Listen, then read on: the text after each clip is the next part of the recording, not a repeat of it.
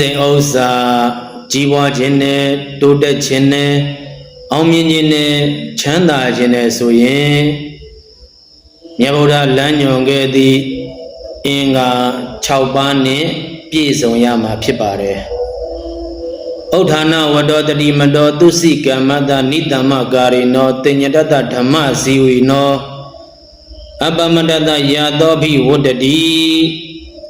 ဥဋ္ဌာဏဝတ္တောထားကြွလုံးလဝရိယရှိထသောတတိမတောတတိရှိထသောသူစိကမ္မတစင်ကြယ်သောအမှုရှိထသောနိတမကာရိနောဉာဏ်ဖြင့်စူးစမ်းဆင်ခြင်၍ပြုလေရှိထသောတင်ညတတစောင့်စည်းသောဣန္ဒြေရှိထသောဓမ္မဇီဝေနောတရားသဖြင့်အသက်မွေးလေရှိထသောအပ္ပမတ္တတမမေ့မလျော်သောပုဂ္ဂိုလ်အားရသောစည်းစိမ်ဥစ္စာအရာအထူးကျေးဇူးတရင်ကြော်စောခြင်းသည်အဘိဝတ္တတိတနေ့တခြားတိုးပွားလေ၏လို့မြတ်ဗုဒ္ဓမိန့်တော်မူခဲ့ပါတယ်ဒီအင်္ဂါ6ပါးကိုမမေ့မလျော့တဲ့ပုဂ္ဂိုလ်ဟာစည်းစိမ်ဥစ္စာအရာအထူးကျေးဇူးတရင်ကြော်စောခြင်းသည်တနေ့တခြားတိုးပွားမှာဖြစ်ပါတယ်စည်းစိမ်ဥစ္စာကြီးပွားတိုးတက်အောင်မြင်ချမ်းသာမှာဖြစ်ပါတယ်ဒါဆိုရင်အလုံးသောဓမ္မမိတ်ဆွေသူတော်ကောင်းများအနေနဲ့စည်းစိမ်ဥစ္စာကြီးပွားခြင်းနဲ့တိုးတက်ခြင်းနဲ့အောင်မြင်ခြင်းနဲ့ချမ်းသာခြင်းနဲ့ဆိုရင်နံပါတ်1ဥဋ္ဌာဏဝတ္တောထားကြွလုံးလဝိရိယရှိရမှာဖြစ်ပါတယ်နံပါတ်2တတိမတောတတိရှိရမှာဖြစ်ပါတယ်နံပါတ်3သူစိကမ္မတ